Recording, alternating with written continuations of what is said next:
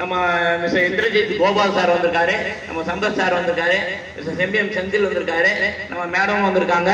எல்லாருக்கும் இந்த இனிய 77வது சுதந்திர தினத்துக்கு வருக வருகன்னு வரவேற்கிறோம். வந்த எல்லாருக்குமே எங்களுடைய வாழ்த்துக்கள். இப்ப மேடம் பேசுவாங்க, உங்களுக்கு வாழ்த்து சொல்லுவாங்க. நிறைய பேருக்கு சலிப்பு இருக்கு. சுதந்திரம் என்ன பெரிய சுதந்திரம், என்னத்தை கண்டோம் அப்படிங்கிற சலிப்பு ஜாஸ்தியா இருக்கு. இந்த சலிப்பு நம்ம எப்படி மீண்டு வெளியில வருது? ஏன் சலிப்பு வந்தது? வாழ்க்கையில நிறைய கஷ்டங்கள் இருக்கதான் செய்யும். கஷ்டங்களை மீறி வருவது தானே ஒரு வாழ்க்கையே, சரியா? ஸோ அந்த வாழ்க்கையில நம்ம சலிப்பு ஏற்படுறதுக்கு காரணம், என்ன செஞ்சாலும் நான் எவ்வளோ உழைச்சாலும் நான் நல்லா இருக்க மாட்டேனேங்கிற மாதிரி ஒரு எண்ணம் வந்ததுனால தான் நம்மளுக்கு அந்த சலிப்பு வருது. ஸோ இந்த எண்ணங்கள் அப்படிங்கிறது ரொம்ப முக்கியமான ஒரு வாழ்க்கையில நம்மளுக்கு ரொம்ப ரொம்ப முக்கியம். இந்த எண்ணங்கள் நல்லா இருக்கணும். எண்ணங்கள் எப்பொழுதும் ஒரு உற்சாகத்தோட இருந்தால் நம்மளால வாழ்க்கையை வாழ முடியும். அதுல சலிப்பு அப்படிங்கிறது நெகட்டிவ். அது பாசிட்டிவ்ங்கிறது தான் அவங்க நேர்மறைங்கிறாங்க, எதிர்மறைங்கிறது நெகட்டிவ்ங்கிறாங்க. ஸோ நேர்மறை அப்படிங்கிற பொழுது நான் சலிப்பு இல்லாம எண்ணங்களை கொண்டு வரணும்னா என்ன பண்ணணுங்கிறத நம்ம எல்லாரும் யோசிக்கணும். சார் ஒன்று சொன்னாரு, நம்ம வீட்டு வாசலை நம்மளே கிளீனா வச்சிருந்தாங்க. ஒவ்வொருத்தரும் நம்ம நாட்டுக்கு செய்யற கடமை அப்படின்னு சொல்லி செய்யறோம் இல்லையா? எல்லாரும் செய்யறோமா? கண்டிப்பா செய்யலாம்.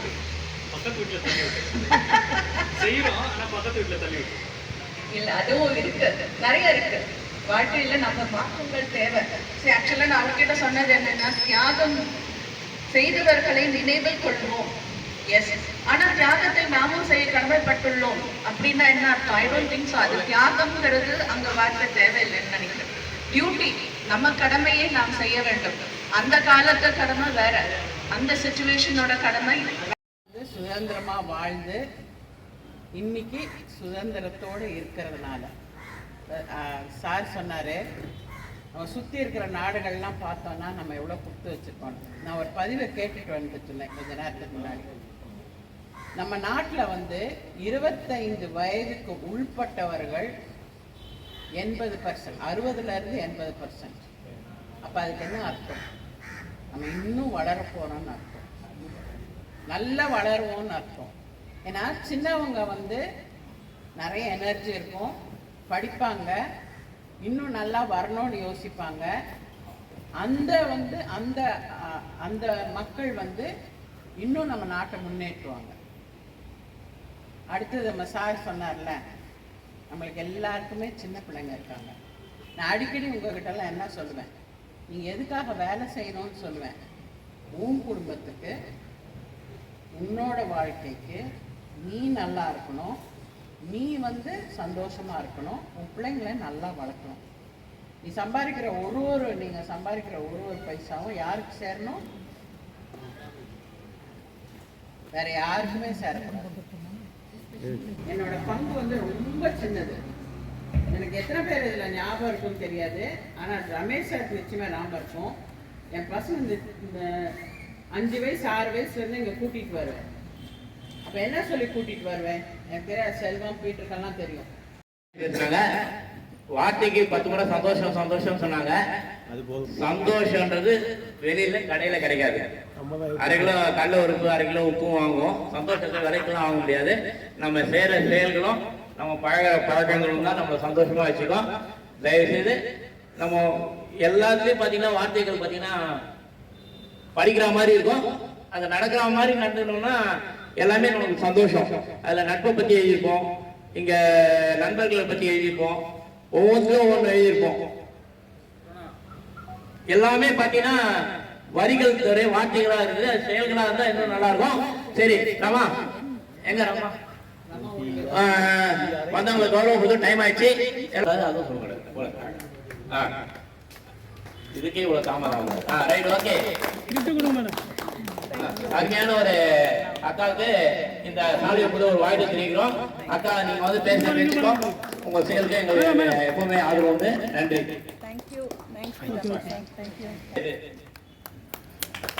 சாருக்கு வாழ்த்து தெரியுங்க.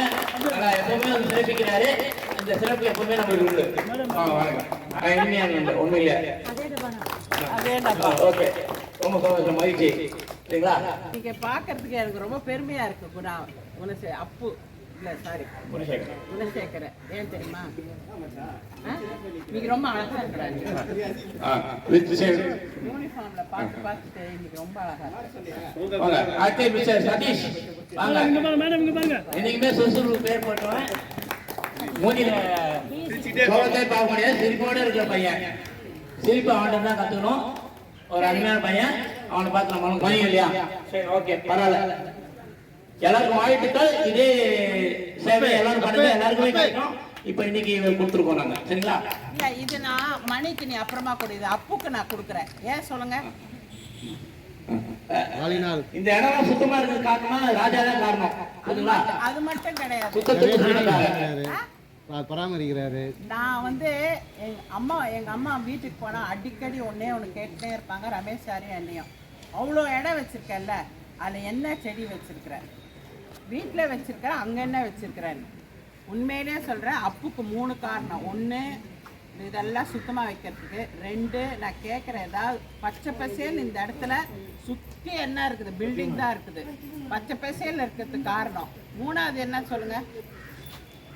ரமேஷ் சாருக்கு எப்பவுமே அவன் தான் நைட் ஆனாலும் சரி அங்கே இருந்து பார்த்துட்டு தான். இந்த 3 காரணத்துக்காக வேலை செஞ்சீங்க.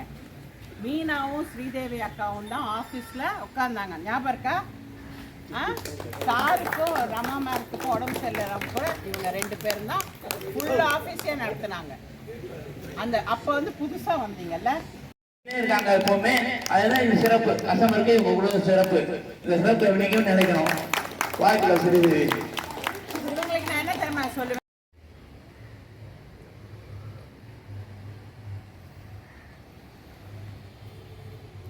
இல்லை